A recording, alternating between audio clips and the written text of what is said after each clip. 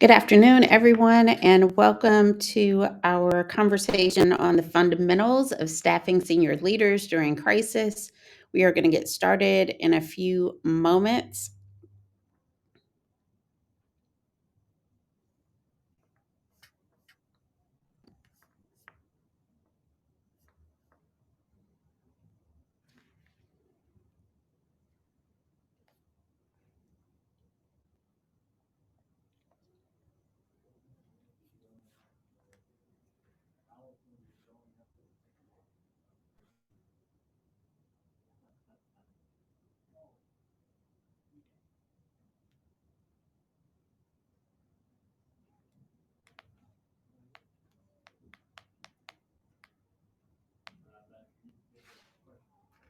Come on. I'll get my registration to work. Can I just sit in the back? Yeah. Okay, thanks. I'm waiting for Caitlin to come back. I don't know what happened to her.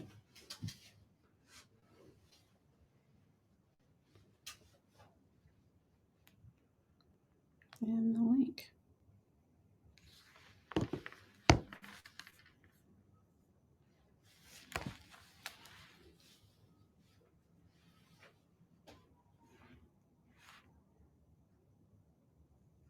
Was she on and then? Mm-hmm. Oh, Okay, I've got 4 people that I can see. Hi, everyone. We will be getting started in a few moments. If you could just bear with us for a few minutes.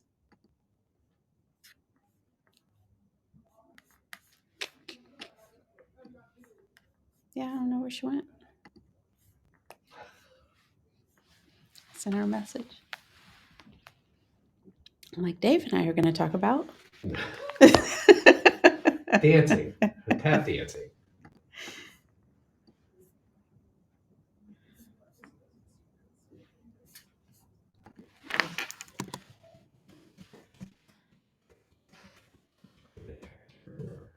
I sent her a message. Okay. Like, she was on well ahead. Yes,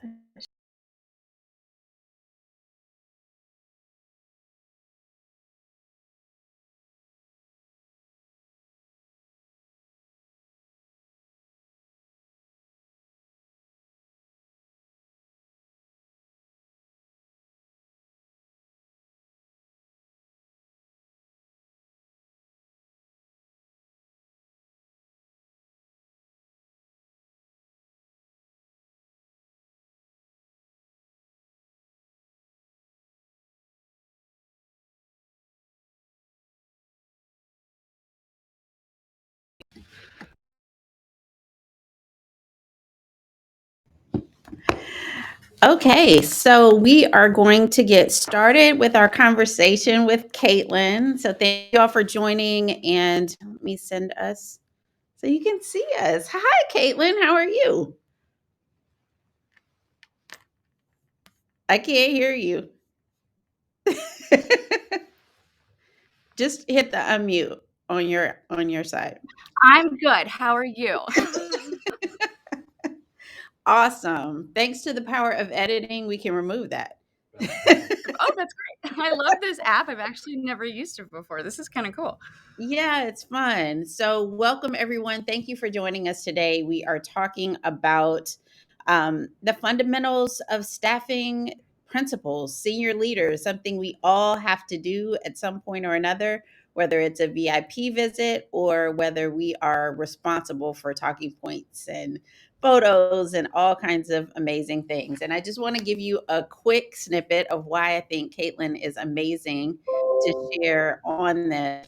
um, I get to see the administrator maybe a couple of times a year, but Caitlin gets to work with our FEMA administrator, Deanne Criswell, all the time, making sure that she is prepped and ready for the most important conversations, not only with other agencies, but with the president, with other folks who are seeking to learn more about emergency management, even in other countries.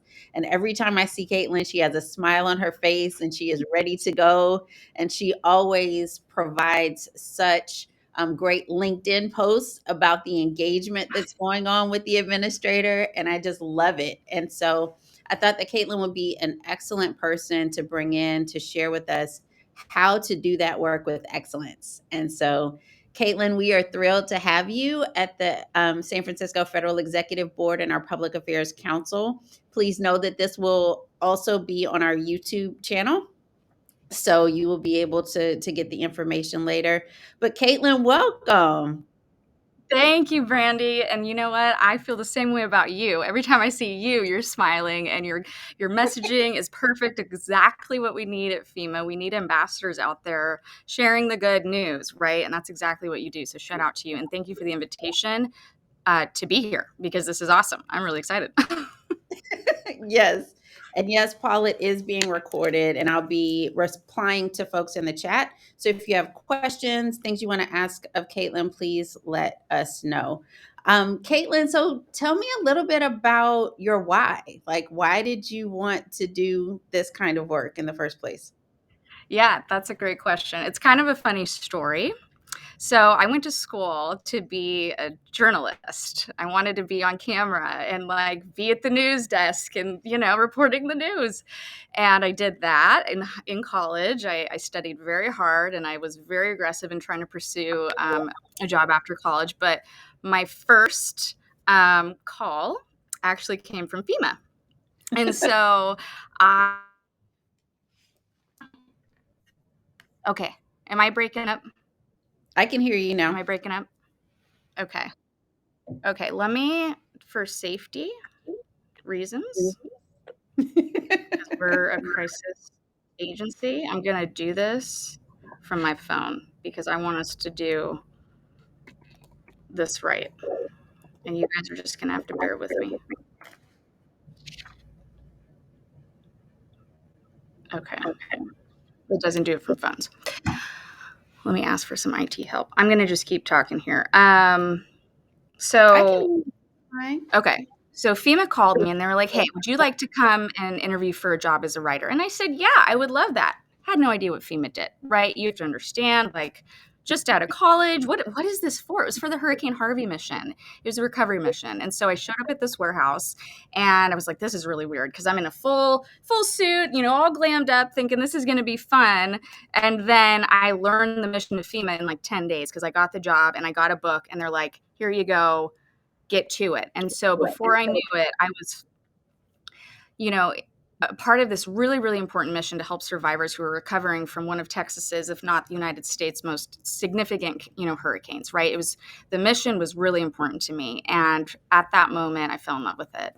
And I haven't left the government since. So I've worked for the state of Texas, came back to FEMA in 2020, have been very fortunate to work on an IMAT team, which is an incident management assistance team where we were deployed to a lot of Homeland Security missions, right? So things like getting our frontline personnel vaccinated during COVID, which was, that was a big mission. When we had unaccompanied children arriving at the southwest border, I was able to work closely with our partners at HHS and DHS. And then I was asked to be the acting press secretary, and that was fun for a stint. And here I am getting to work for the coolest people in the world. So That's amazing. So for a lot of us, me included, having our first woman leader at FEMA is just an honor. And so you get to work with her all the time. And I'm sure there are differences, maybe you could tell me, between supporting a female leader and supporting a male leader. And if so, like, what do you feel about supporting Deanne Criswell? And are there any unique things about doing that work for her? yeah, I think every senior leader is very unique in the way that they do their job. And I feel really fortunate to work for her.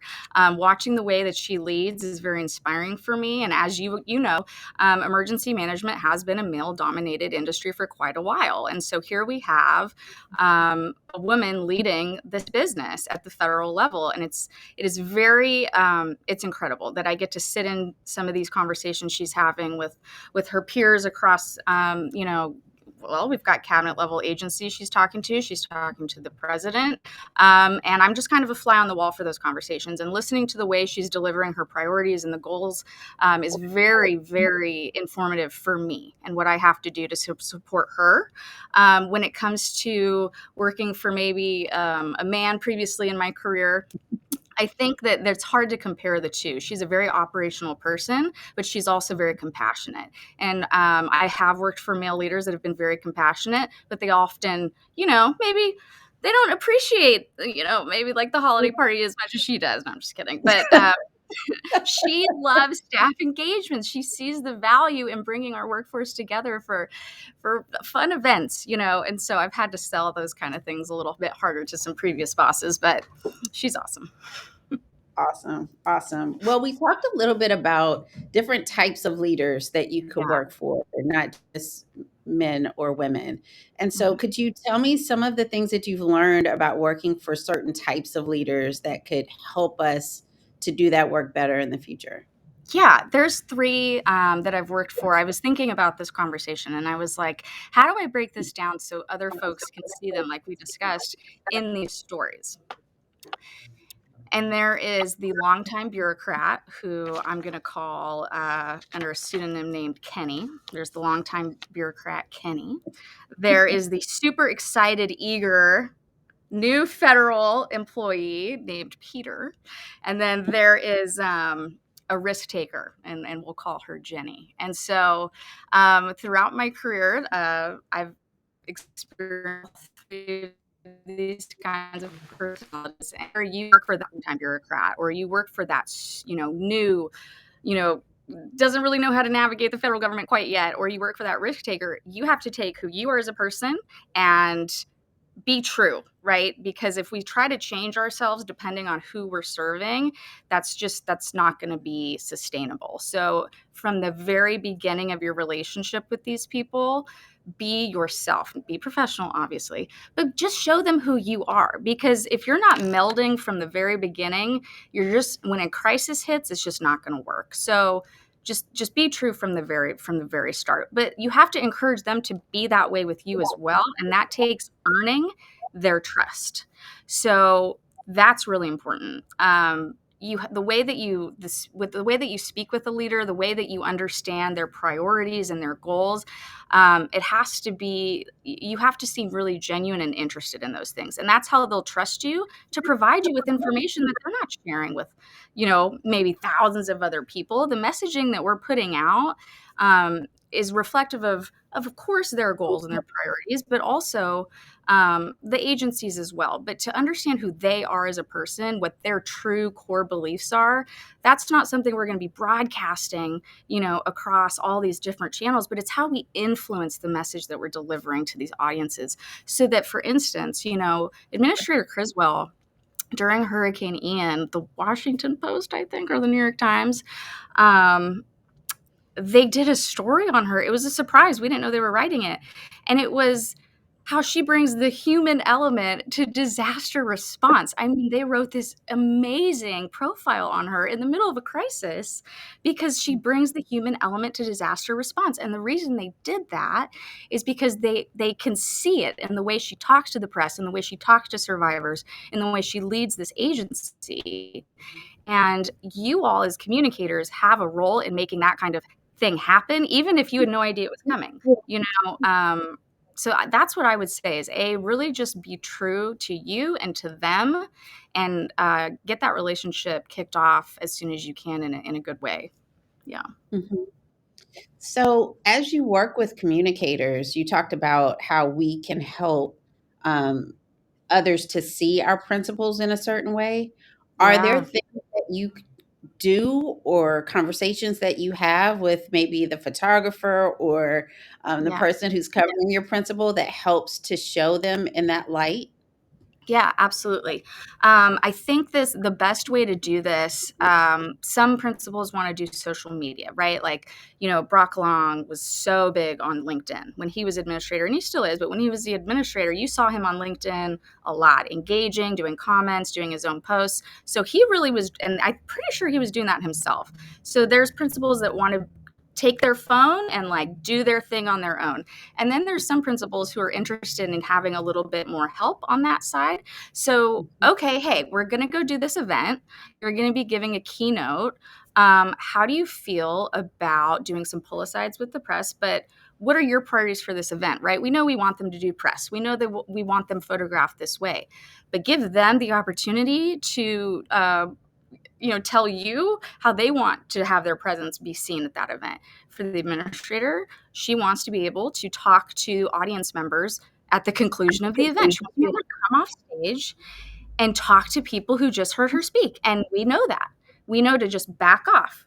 She doesn't need people all over her. She doesn't need her staff attached to her hip for these conversations. And that is how she's making an impact directly with the community. We say we want to make community impact and direct engagement. Well, there you go. Use these opportunities when you're out in the public to let them go. If you trust that they're people, and she's a people person, she says she's an introvert, but she's a pretty extroverted introvert.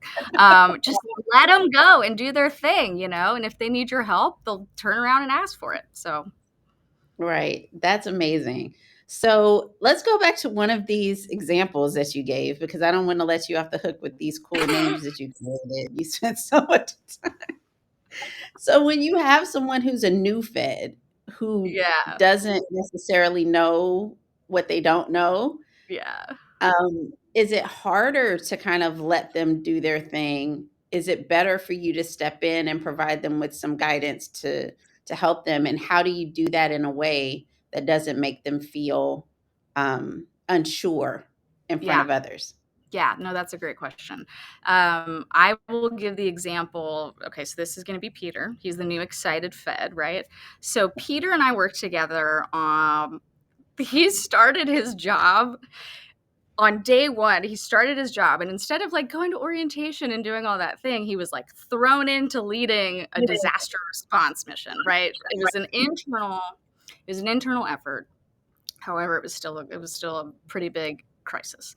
And I was like, okay, we got to introduce you. You're a new executive, and people need to know who you are if you're going to start putting messages out to the workforce on our progress, right? And so I write him a script. It's, aligned with agency messaging, and we're moving like this. We got him in the studio. Lights look good. Boom, boom, boom. And he totally abandoned the script. It was amazing. And he's such a happy, he is not jaded, right? The federal government, take it from me, it can weigh you down. He comes right in and he kicks it off. Howdy, y'all. And that's when I said, okay, I like this guy. But we might need to tweak the opening a little bit, right? And so we try like 4 takes, and he opens it every time with howdy, y'all. I said, all right, that's who he is. I cannot force him to not say a thing. You cannot do that. This is them. This is who they are. And I said, all right, let's do it. Okay. And so we got it we negotiated a little bit. All right, I need you to do this. I need you to say this. And we did it. And that was the first introduction of him to the workforce. It was a pretty big workforce. And he did great. But I learned that about him. He's going to do it his way. You can negotiate. You can kind of mold it a little bit, trim it here, add it here. But don't like take that energy away from them, right? Have them harness it. Have them direct it, the positivity, the optimism, the energy, like keep that as long as you can. You just have to negotiate a little bit on where it's directed. Well, wouldn't that be true? That would be true for a lot of principals, right? Yeah. You learn them just like you need to show them who you really are and build that trust. You need to learn who they really are so that you can help them to shine in the best light. I know at FEMA, we talk a lot about certain words, like ever so often, there are words now that we shouldn't use or we should use differently, et cetera. And so how does that work? Like, how do you engage people around specific words, especially if they're words that they feel really comfortable with saying on a regular basis? Yeah, I know what you mean. And so I think with each agency and organization, you've got your mission statement, your value statement, you've got the kind of just the culture of the agency. You have all these things that aren't going to change with regardless of the administration. I mean, that's not true. The mission statement can change, but for the most part, these things outlive the people that are in office at that time, right? And so the important thing is, in my thought, is to always hold on to that identity, that culture. It will change. That is natural. But I mean, at FEMA specifically, our mission statement is incredibly simple. We help people before, during, and after disasters. It's one sentence. I love it. It's the best mission statement I've ever heard because it is what it is. You cannot read anything other than what it is in front of you, right? But we had our strategic plan come out, and there's a lot of new ideas in the strategic plan because we changed administrations, right? And so the focus is different, priorities are different, and you have staff that, I've met folks that have been here for 20, 30 years, right? And so they've probably seen a lot of these strategic plans come through. And so it's just really about understanding who you're working for directly. And I know who my set of people are very clearly. I do support the administrator. I also support the deputy administrator, and I also support the chief of staff. So I have 3 different personalities who are very different, but they all share the same goal. And so however they want me to help them craft their message, sure, there's a set of words, phrases that they're comfortable using that will never really change. But it's understanding who you are working for and what their way of speaking is, but keeping it attached to the core mission of the agency that we're working for. And that for these folks is incredibly easy because that is who they are. They are public servants through and through. Absolutely. Absolutely. So overall, as you work with these folks, like what do you see your role as truly being? It's evolved. It for sure has evolved. At this current time, I mean, I've been here for a year and a half now supporting the administrator mostly, but my role has kind of grown to more as an advisor for the whole front office or the office of the administrator to make sure that the machine is moving as far as the remarks for all of their engagements, the trips, the helping understand what the strategy is behind some of these requests to get them out there and getting them just prepared and just that situational awareness. Hey, just heard this, want you to know, hey, this opportunity came up. What do you think? Or this employee group is interested in having you come speak. I think it'd be great, right? So it's just keeping them aware of things that I'm hearing and making sure that their remarks are on point. We have a lot of people that are helping bring this content together. I mean, we've got I'm probably gonna get this wrong. I think it's 18 different offices, 10 regions, Pacific area, Caribbean area offices. It's a lot. And so there's a lot of information out there. And I still remain that final stop before it gets to them. So kind of the protector of these messages, just to make sure it's always coming from their voice. And only they can deliver these messages, but it is our job as their team to make sure that before it gets to them, they're not having to start from scratch. We do the legwork. That is a huge responsibility. It's a huge responsibility. And you make it look so easy. It's a lot. If you were working with, and I know that none of these people that you just talked about are risk takers, like Jenny, but if you were working with someone who kind of wanted to, go against the grain, how does that look? Yeah. So it's all, again, I think it comes back to the mission of the organization, right? So you have to play both sides. And I don't mean politically, like for your own gain. I mean, go play in this world with a totally different view of how things should be. Play in this world where they have a totally different view of how things should be. But you only really truly work in one world.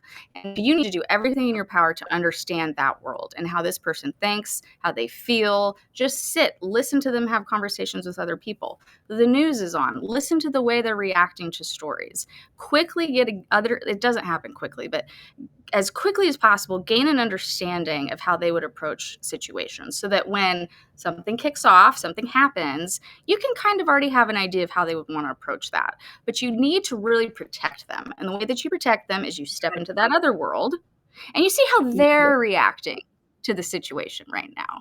And then you go back, you say, okay, well, let's do this. And you present the way forward. And they should trust you, hopefully. Hopefully they trust you. And they go with your plan. And you're good. You're good, right?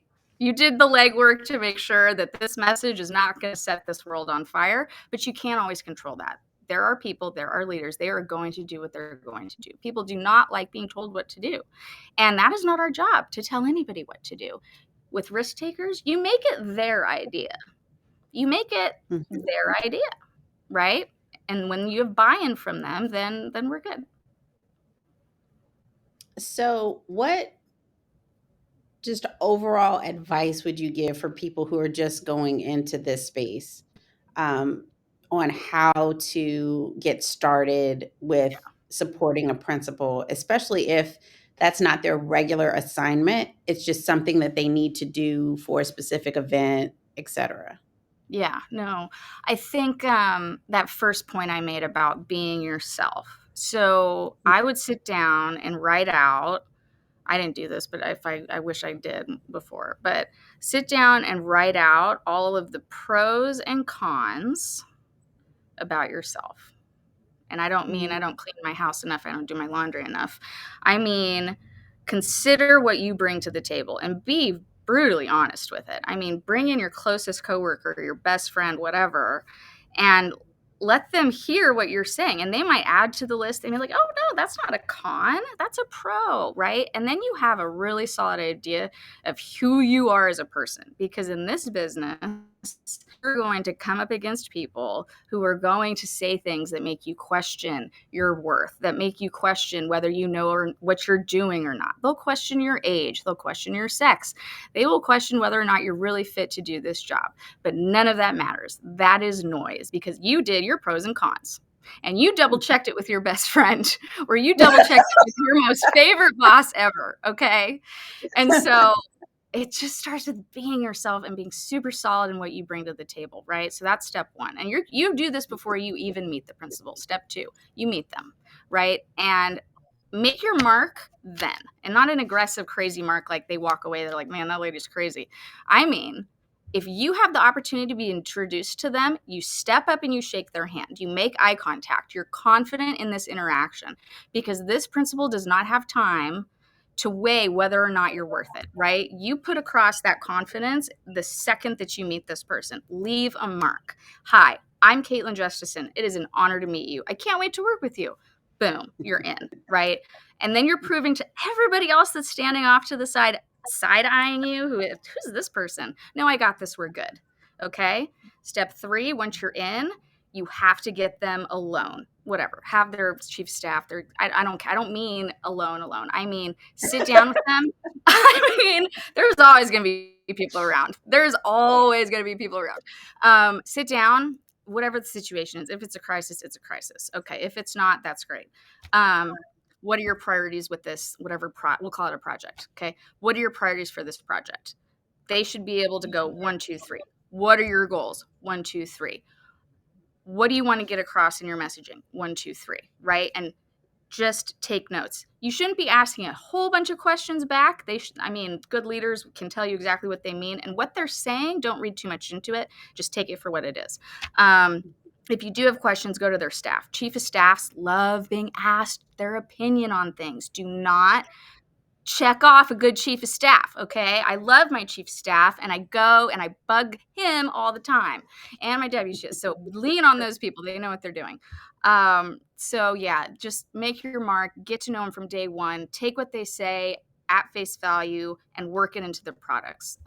Those are probably the 3 steps to getting into this that matter the most. I love those. And I love the fact that you, ma'am, are so confident, regardless of age or anything else, because at the end of the day, you're dealing with a lot of type A personalities and people who, they need to trust that you're going to have their back. And you can't do that if you're not confident. Absolutely. it's confidence not only in yourself, but in the leader, right? Mhm. Because people will also, people not here, not, I don't care, whatever, right? The thing is, you're going to be in rooms where people are questioning, why are we doing this? This doesn't make sense. Doesn't matter. They're at the point in their career for a reason, because they make their priorities and their goals known. And all you're doing when you're in those groups who, they're really questioning whether or not it doesn't matter. You are the voice for them, just reminding, right? Hey, this is why we're doing this. It's going to be great. Just be the amplifier of the message and bring that positive energy to the room. I've seen a lot of teams just break down. They're bitter. They're tired. They're over. Remember, I'm in the disaster business. So they're tired. They're overworked. They're whatever. Bring them back up. Be that team builder. Yes, you have a lot going on with managing, these high level executives, but the folks that are doing the legwork to provide you that content you need to make them successful, you have to be that middleman. You've got to be the bridge of lifting them up too. Spread your positive energy. And that's what really you guys know, this public affairs is about people, and being positive helps. When the world's on fire, you can still smile. Yeah, no mean mugs. No, this has been amazing, Caitlin. Is there anything else that you just think people should know about supporting these types of folks, or your journey to supporting these kinds of folks before we leave? I think just a couple things I wrote down that I thought was funny. If you get hungry, it's probably they're really hungry. Okay. People get hangry. So pack snacks. And when you have those snacks to give them when they're really hungry, and then they have to go talk to 5 different people over and over again, hey, I'm going to feed you right now because we don't know when we're going to get lunch next. Know their coffee order. That's not a low level thing. I love getting coffee for these guys, because then I get to get some too. So ask what their coffee order is. It's not a bad thing, right? I've heard people say, I'm not a secretary. No, you're not. But you're literally bringing these people life sometimes, okay? Because coffee is life in this business, all right? So that's just 2 things. That's just 2 things. But yeah, it just comes down to building up your self-confidence and knowing that you're worth it. And I would love to connect with you guys, beyond today. I love LinkedIn, as Brandi said, we both do. So reach out. I would love to talk more. I think we have somebody. Do you want me to answer this? Ooh, Keith has a question. Could you talk a bit about handling a transition between an interim and a new director? Yeah, absolutely. So you were kind of that anchor between this chapter turning, right? So you are that solid, and this is where knowing that agency core mission and the unshakable thing about your organization, right? People are going to change, visions are going to change. There are certain things that will change, but they came to work for this organization for a reason, and you can help represent that. You can help be the voice of the stuff that is not going to change. You're an educational figure when it comes to comms. You're educating, you're inspiring as well. They're probably overwhelmed. They're getting a lot of information, and they're talking and meeting to a lot of new people. Oh, and then you're expected to send out an all hands to the workforce on your second day, and you're expected to do a video message and go give a speech to this group of employees. And they don't have their voice figured out yet, and that's okay. Some people are going to bring in a team of contractors to sit down around the table and pepper them with questions. And, okay, well, this means you're this kind of person. No, you have an opportunity to help them envision themselves in this role and speak in a way that you think is really going to make an impact on the agency. And so that's how you can handle a transition, is by being that steady anchor. I love that. I love that. I'll let that stand on its own. It's really great. So Sarah says, if you are always on, this is the $100 million question, on spreading positivity, how do you fit in taking care of yourself? Oh, gosh, this is our downfall as communicators. Really is. Well, I I try to, so exercise is important to me, and you have to be okay with, so exercise, right? This is something keeps your heart healthy, keeps your mind healthy, keeps your body healthy, all these things. I've learned that it's okay if I can only go 2 times a week, right?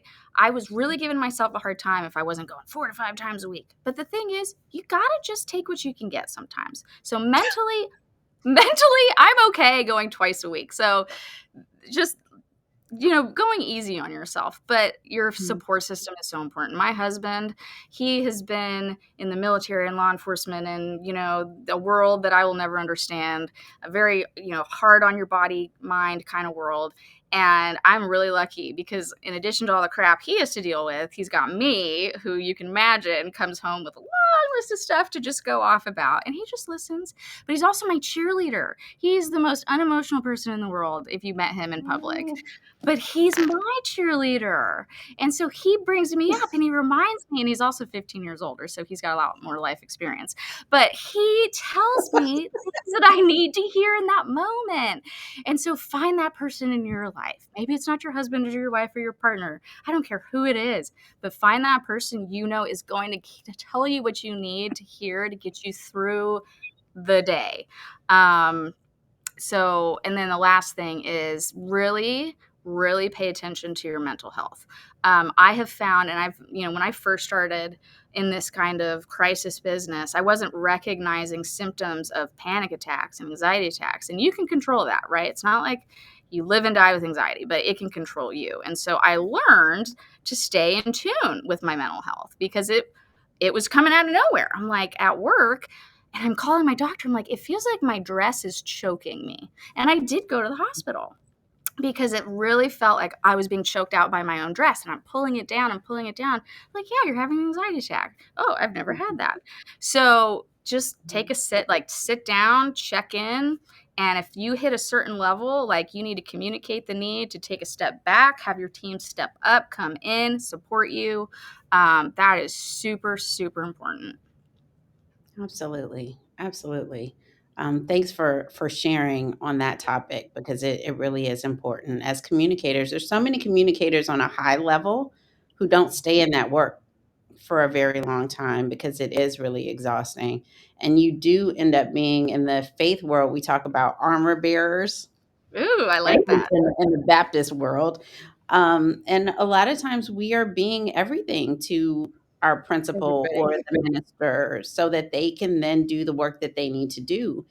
And staffing principles is somewhat like that, making sure they eat, making sure that they feel encouraged, making sure that you share information with them, that you're hearing not only from others around the table, but maybe in the audience that maybe they didn't hear. So we appreciate you. I know Sarah and Keith and all the folks at the SFFEB really appreciate you spending time with us today, and we will be sharing this for other people to listen to. But any closing thoughts that you have, Caitlin? My closing thought is a thank you to you, Brandi. I have not spoken to this group obviously before, but you are well integrated into this community.